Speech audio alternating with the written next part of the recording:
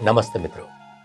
महात्मा गांधी ने अपना जीवन न सिर्फ भारत की आजादी के लिए समर्पित किया, पर सही मानों में स्वराज या राम राज्य स्थापित करने के उनके सपनों को लेकर कई रचनात्मक कार्य द्वारा भारत की आत्मा को उजागर करने के प्रयास करते रहे। पर क्या वर्तमान समय में उनके विचार प्रस्तुत है, जरूरी है? आप सबका तो पता नहीं, पर मेरा मानना यह है कि भारत में महात्मा गांधी के विचारों का महत्व समझकर विस्तृत रूप में अगर कोई उसका अमल कर रहा है तो वो है हमारा माननीय प्रधानमंत्री श्री नरेंद्र मोदी। कैसे? उन्होंने 3 प्रकार से गांधी जी से विश्व को जोड़ने के प्रयास किए हैं। एक है प्रवासन की आकर्षण रूप ऐसे स्थल बनाना जहां मुलाकाती गांधी जी के विषय में जाने और उनसे निकटता के अनुभव की स्मृति लेकर जाए, जिससे नई पीढ़ी को गांधी जी के विषय में अधिक जानकारी की जिज्ञासा हो और राष्ट्र सेवा के प्रति प्रेरित हो। आइए एक नजर करते हैं कि ऐसे कितने और कैसे प्रवासन आकर्षण के स्थल उन्होंने बनाए। उन्होंने गांधीनगर में 34 एकड़ के क्षेत्र में 134 करोड़ की लागत से भारत के सबसे बड़े सम्मेलन केंद्रों में से एक सम्मेलन केंद्र बनाया, जिसका नाम रखा महात्मा मंदिर। शायद गांधी जी के नाम के साथ पहली बार शब्द जुड़ा मंदिर।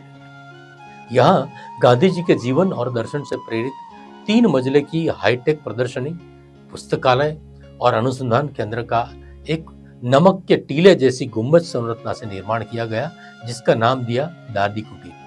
साथ ही दांडी कूच की याद में एक झूला यानी कि पुल और एक बड़ा भव्य चरखा भी बनाया गया है। महात्मा गांधी को समर्पित इस स्मारक में vibrant Gujarat global investor summit जैसे बिजनेस शिखर सम्मेलन वगैरह आयोजित होते हैं। 2015 में राष्ट्रपति भवन में निर्मित हाईटेक म्यूजियम में भी वॉक विद गांधी की एक विशेष रूम में मुलाकाती गांधी जी की वर्चुअल वीडियो स्वरूप में जीवंत गांधी जी के साथ चलने का अनुभव लेते हैं। गांधी जी राजकोट की जिस स्कूल में कुछ साल पढ़े, वो 164 साल की भारत की सबसे पुरानी शैक्षणिक संस्था राजकोट हाई स्कूल या अल्फ्रेड हाई स्कूल को 2017 में बंद करके हाईटेक प्रदर्शनी में बदला, जिसमें जीवंत बापू के साथ प्रश्नोत्तरी करने, talk with Bapu, 3D models, audio video ऐसी 39 विविध गैलरीज हैं।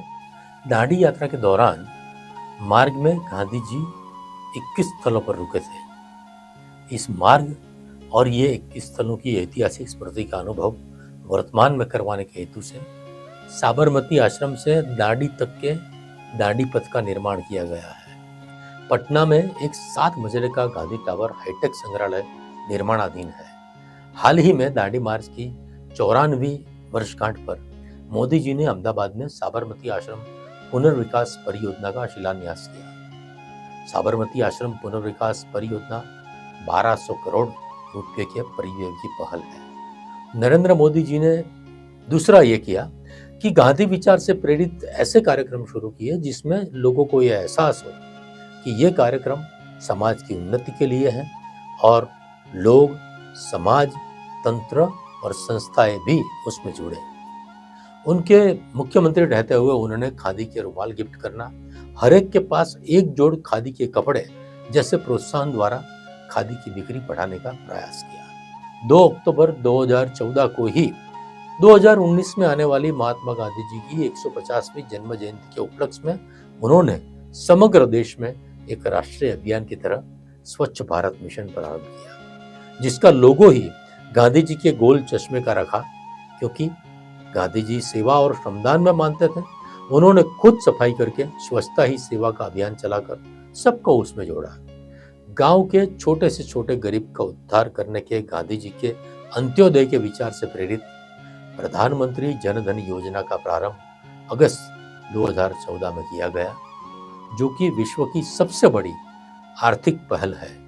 गांधी जी के आदर्श ग्राम और स्वराज के नजरिए से प्रेरित सांसद आदर्श ग्राम योजना भी अमल में लाई।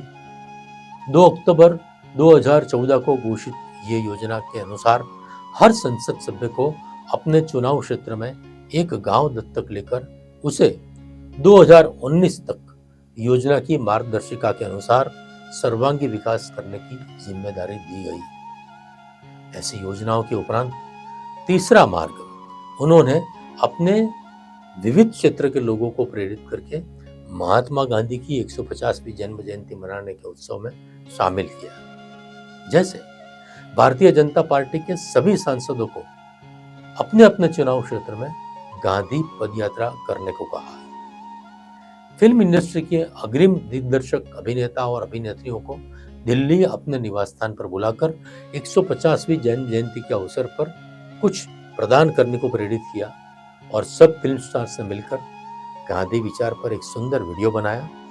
1915 में जिस दिन पर महात्मा गांधी, जो कि सबसे बड़े बिन भारतीय प्रवासी है, वो दक्षिण अफ्रीका से भारत लौटे और भारत के स्वतंत्रता संग्राम का नेतृत्व किया, उस दिन 9 जनवरी को प्रवासी भारतीय दिवस हर साल मनाने की शुरुआत करके भारत के विकास में बिन निवासी प्रवासी भारतीय समुदाय को भी जोड़ा।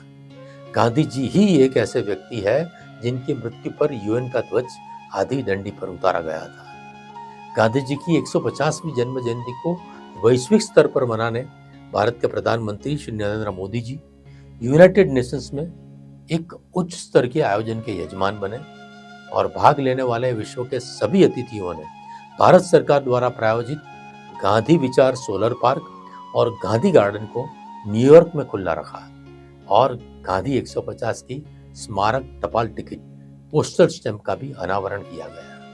हम सबको पता है कि G20 समिट के दौरान दुनिया के नेताओं ने विश्व को शांति और अहिंसा का संदेश देने वाले गांधी जी की समाधि राजघाट की मुलाकात लेकर एक साथ श्रद्धांजलि अर्पण की। ये कोई मीडिया प्रचार या दिखावे के लिए शायद किसी को लगे, पर नरेंद्र मोदी जी कहते हैं हम हाउ टू इम्प्रेस के युग में रहते हैं, जबकि गांधी जी की दृष्टि थी how to inspire. Gandhi ji द्वारा लिखित पुस्तक हिंद स्वराज की नई आवृत्ति का अनावरण राष्ट्रीय स्वयंसेवक संघ के सर संघ संचालक मोहन भागवत जी ने किया और मोदी जी को उसकी नकल प्रदान की। उस समय नरेंद्र मोदी जी ने गांधी विचार के विषय में जो कहा, उसके कुछ अंश सुनाना चाहूंगा। कि इस देश की कई समस्याओं का समाधान गांधी ने जो रास्ते खोजे थे, उससे आज भी हम निकाल सकते हैं। और हिंद स्वराज में जो सपने उन्होंने देखे थे, देश की आजादी को 2 साल हो गए, लेकिन मुझे विश्वास है कि अब शायद उन सपनों का सही होने की संभावनाएं पैदा हुई है और हम प्रतिबद्ध हैं कि भारत के विकास के लिए, भारत की आत्मा को सुरक्षित रखते हुए भारत का विकास, कि गांधी जी जहां होंगे आज उनको आनंद होता होगा कि जिस सपना उन्होंने देखा था गांव के सुख का, उसका एक हिस्सा पूरा करने का सौभाग्य हमें मिला है।